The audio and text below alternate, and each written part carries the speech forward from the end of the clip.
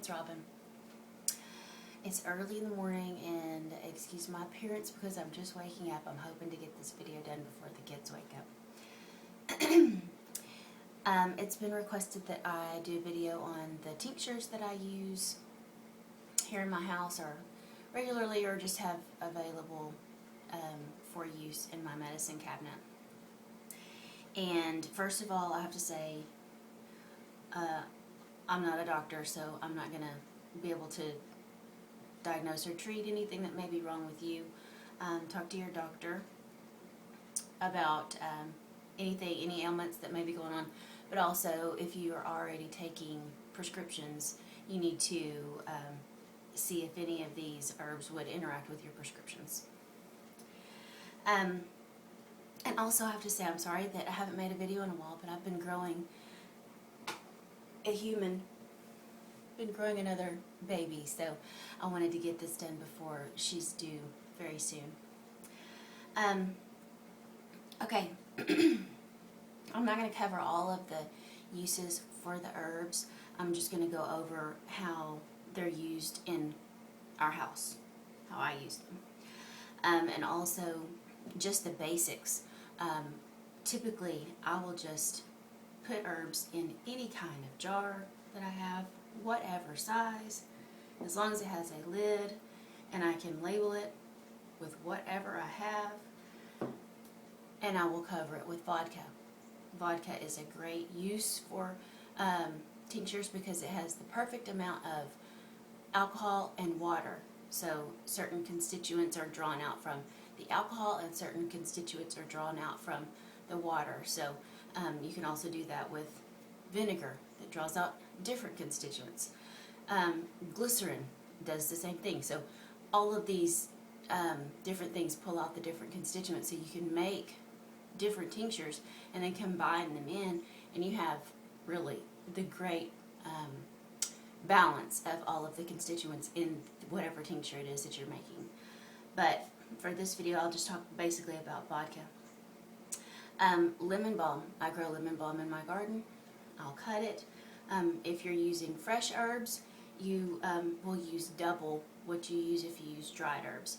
So for fresh herbs, I'll fill whatever jar it is all the way to the top. Dried herbs, you can fill it halfway. Then you just cover it with vodka. Lemon balm is good for calming the central nervous system.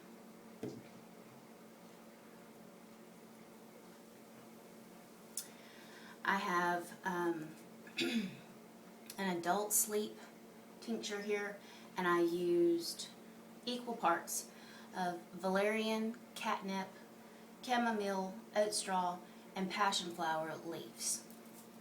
And then I just covered them in vodka.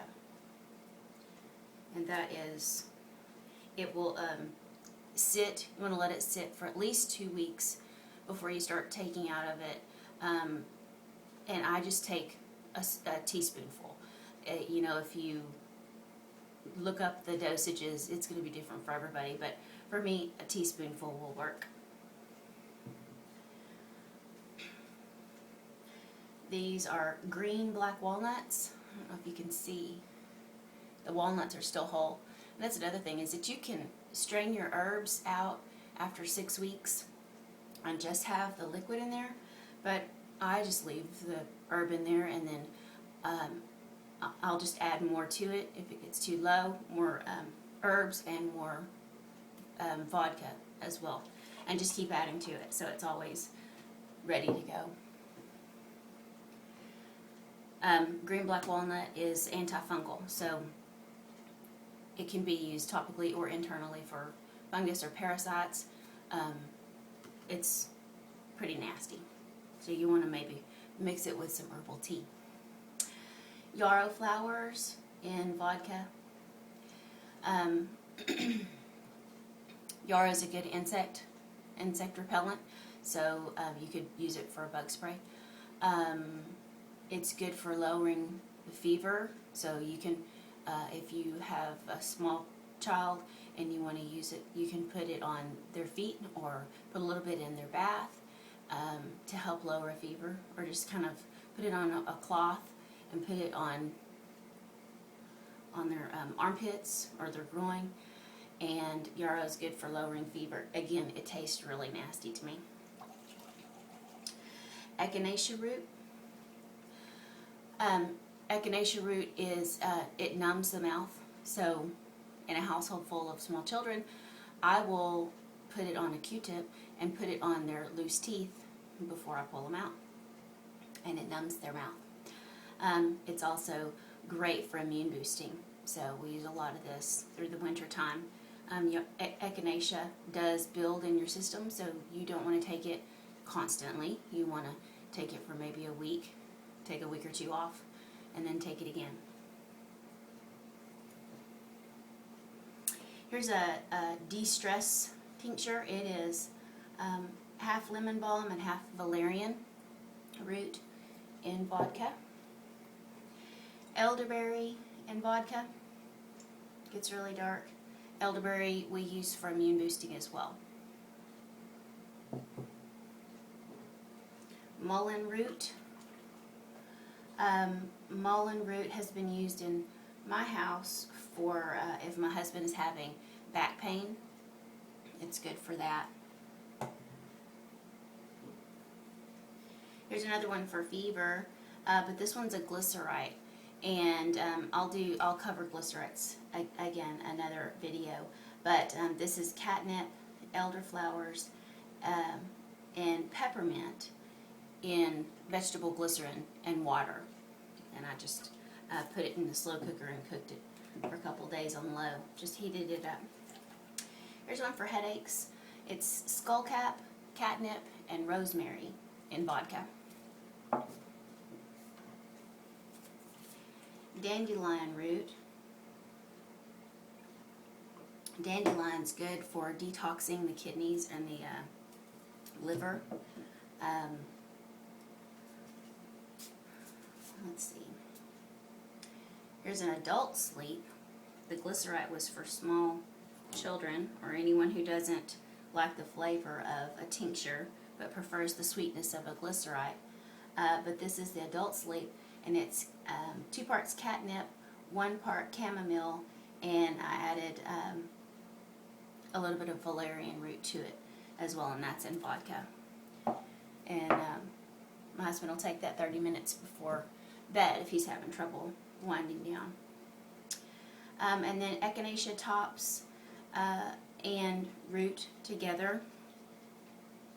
I just feel bad not using a part of the herb, so I have the echinacea root in one tincture, but then I also have the tops and the flowers in another, and also add some roots in there too. And this is good for immune boosting as well. Not as potent as the echinacea root though. Okay, and quickly before I finish, this is goldenrod vinegar, a vinaigrette, just goldenrod covered in apple cider vinegar. It's good for immune boosting as well. And it, if you're making a vinaigrette, you can just put it on your salads. It doesn't have to be just taken by the spoonful. You can use it in daily life and help your immune system stay strong. 2 of the honeys that we use medicinally, this is cayenne honey, and I just took cayenne peppers, dried them, and then covered them in honey. And this is so good for a sore throat. You can just take it by the spoonful. You can add it to warm water, make more of a tea of it. But cayenne feels so good on a scratchy sore throat. And this is magnolia flower honey. And I did not dehydrate the flowers before I covered them in honey, so the honey will get kind of runny from the water left in the flowers, but that's totally fine. Magnolia flower honey is good for the upper respiratory system. So, coughs, colds, that kind of thing. You can just take it by the spoonful. And when you're talking about the honeys, I'll just give them whenever, let's say one of the kids has a sore throat and a cough, then I'll just give them the spoonful of it whenever they're saying, oh, I need another spoonful. I don't worry about how long it's been. And then lastly, this is a mimosa flower elixir. Mimosa flowers are good for depression, just feeling blue. The elixir is honey and vodka and mimosa flowers. So I just picked the mimosa flowers fresh. I just covered them in about 5 tablespoons of honey. You can use however much you want. And then I covered it in vodka. I had planned on using brandy, but the flowers were starting to look a little old in the refrigerator before I could get to the store, so I just used what I had. And that's another theme of all of this. These are just a mix of jars, a mix of whatever labels I have at the time. So I'm not particular about it, and it's not fancy, but it works for us. So use what you have and just experiment, see what you like, see what works for you, and I hope that this has inspired you to attempt to make your own medicine and fill your medicine cabinet with what is grown around you, in your yard, in the woods by your house.